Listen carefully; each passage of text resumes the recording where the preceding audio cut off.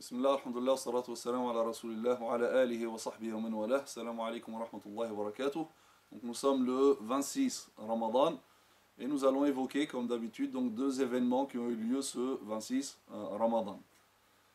Nous allons évoquer deux événements en particulier. Le premier donc qui est lié à une grande personnalité historique, donc un grand savant qui a marqué l'histoire de la civilisation musulmane, mais l'histoire de la science d'une manière générale. Donc nous avons déjà parlé de ce grand homme, parce que nous avons parlé de sa naissance, et là donc c'est la date de sa mort, donc c'est la mort de Ibn Khaldun.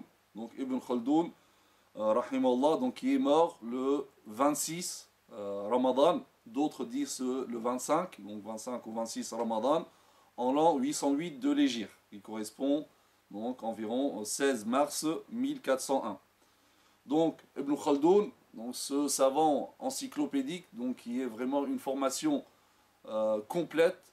Il a été formé à la mosquée Zaytouna, donc en Tunisie. Bien sûr, il a appris toutes les sciences religieuses, toutes les sciences religieuses. Donc dans ce sens, c'est un savant dans la religion, mais également, donc il a en fait associé ce qu'on appelle l'ulum al-naqliya ou l'ulum al-aqliya. Donc il a associé les sciences donc de la transmission, mais aussi les sciences rationnelles, et donc c'est pour cela qu'il a également étudié donc ce qu'on appelle ilm al-kalam, la science de la dialectique, al-tarikh, l'histoire, la philosophie, etc.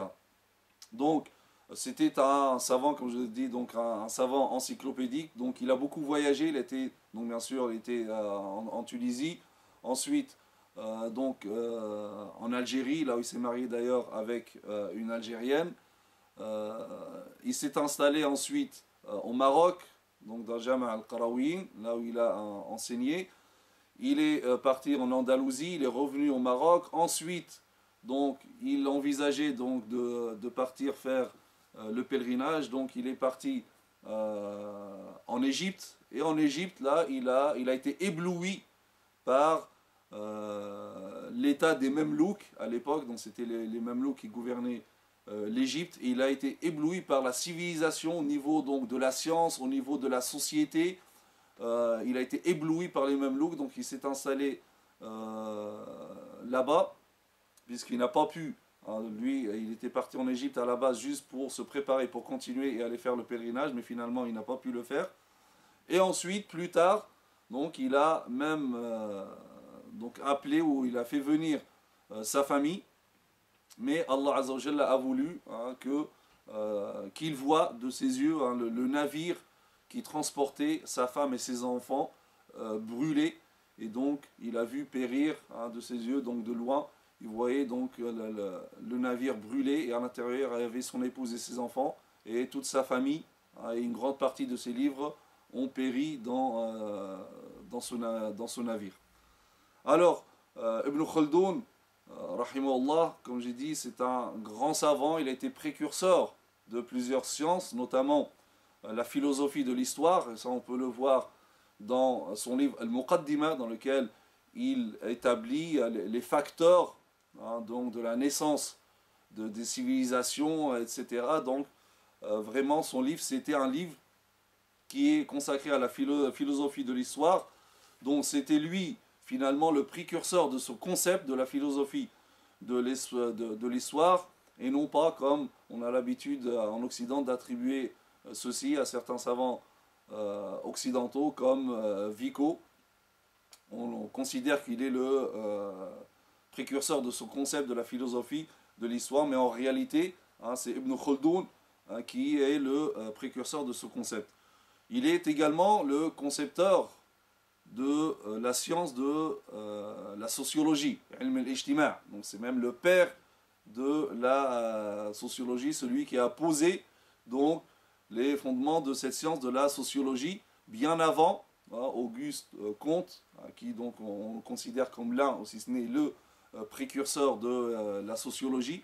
Et certains donc historiens musulmans ont même prouvé que Auguste Comte s'est largement inspiré des travaux d'Ibn Khaldun en matière de sociologie. Donc il a laissé beaucoup d'ouvrages, notamment les plus importants, c'est le Muqaddima, mais aussi Al-Ibar, un livre donc, qu'il a écrit sur les civilisations, etc. Donc dans lequel c'est un tout, et il y a la sociologie dedans, la philosophie de l'histoire, etc. Un livre qui a à peu près donc, plus de 4000 pages. Et donc ce Ibn Khaldun, hein, ce grand savant, donc, est mort le 26, j'ai dit, certains disent le 25, donc Ramadan en l'an 808 de l'Hégire. Lui est mort, lui est parti, mais hein, son héritage est toujours parmi nous. Deuxièmement, nous allons parler donc d'une femme. Donc, la civilisation musulmane ne s'est pas faite uniquement par les hommes, mais aussi par les femmes. Et donc, le 26 Ramadan de l'an 193 de l'Hégire, c'est l'arrivée d'une femme très célèbre qui s'appelle Sayyida Nafisa. Donc, Sayyida, donc Nafisa, elle s'appelle Nafisa. Donc, son arrivée au Caire. Alors, c'est qui Nafisa Nafisa, c'est l'une des descendantes du prophète sallallahu alayhi wa sallam. Donc, son père s'appelle Al-Hassan, fils de Zayd, fils de Al-Hassan, fils de Ali. Et sa mère s'appelle Zaynab, fille de Al-Hassan, donc fils de Al-Hassan, donc deux fois Hassan, fils de Ali. Donc son père et sa mère étaient des cousins, donc les deux descendants de Al-Hassan, le fils de Ali, radiyallahu anhu. Et donc, Nafisa, elle est née un mercredi, le 11 Rabi' 1, en l'an 145 de l'Hégire, à la Mecque. Donc, elle va rester à la Mecque jusqu'à l'âge de 5 ans, et ensuite, donc, elle va partir avec ses parents, s'installer à Médine, et là, donc, elle va côtoyer la mosquée du prophète sallallahu alayhi wa sallam, elle va être assidue à la mosquée du prophète sallallahu alayhi wa sallam, en écoutant les dourous des chouyours, des savants, etc. Et elle va être savante à son tour, et elle va être même connue sous le nom de Nafisatul Ilm. Nafisatul Ilm, yani la perle. Nafisa, c'est quelque chose de précieux, comme une perle. Donc on l'appelait Nafisatul Ilm, yani la perle de la science. Ensuite, donc, elle va se marier, donc elle était encore jeune, on l'appelait déjà Nafisatul Ilm. Elle va se marier avec l'un des descendants de l'Hussein, donc qui est Ishaq, on le nommait Al-Mu'taman, et il était donc le fils de Ja'far al-Sadiq, donc Ja'far al-Sadiq, l'un des descendants de Al-Hussein. Donc finalement, les descendants de Nafisa et de Ishaq, donc sont les descendants à la fois de Al-Hassan ou Al-Hussein, donc quelle belle descendance.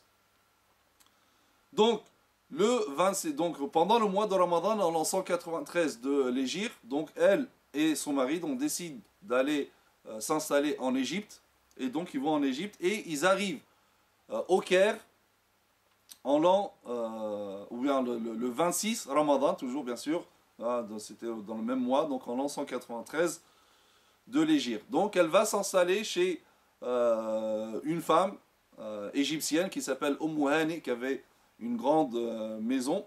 Et étant donné la célébrité de cette femme, Nafisa, donc les gens, hommes et femmes, venaient lui poser des questions, venaient lui demander des cours, etc. À tel point que ça devenait pénible pour elle, parce que c'était, à côté de la science, c'était une femme très ascète et qui se consacrait énormément à l'adoration d'Allah Azza wa Jalla, la lecture du Coran, le dhikr, prière, etc. Mais le fait que les gens venaient la solliciter, souvent, ceci l'a privée de ces moments dans lesquels elle se consacrait à l'adoration d'Allah Azza wa Jalla, si bien qu'à un moment, elle leur a dit que cette sollicitation donc, a fait en sorte qu'elle pense à revenir. Et elle a, en fait, finalement, elle disait que la Rawda de son grand-père, Rawda, donc la mosquée du prophète sallam, Rawda c'est ce qui est entre l'appartement du prophète sallam et le mimbar, mais elle voulait dire par là la mosquée du prophète sallam lui manquait, et donc elle envisageait de revenir à Médine et dans la mosquée de son grand-père, Muhammad sallam, pour retrouver cette sérénité dans l'adoration. bien sûr, ça a effrayé les Égyptiens, si bien que le gouverneur est venu donc pour essayer de la convaincre de rester et de faire en sorte qu'elle trouve sa tranquillité. Effectivement, c'est ce qu'a fait le gouverneur. Donc, il a organisé les visites et il avait laissé juste 2 jours par semaine où les gens pouvaient venir donc voir Nafisa et lui poser des questions. Regardez l'importance et la grandeur de cette femme. Et d'ailleurs, même l'imam Shafi'i, rahimahullah, lorsqu'il est venu en Égypte, il rendait visite souvent à cette femme, Nafisa, et d'ailleurs, c'est lui qui dirigeait Tarawih dans sa mosquée, dans la mosquée de l'endroit où elle se réservait pour prier, elle. L'imam Shafi'i, c'est lui qui venait et qui guidait Tarawih pour cette femme, Nafisa, tellement elle est importante.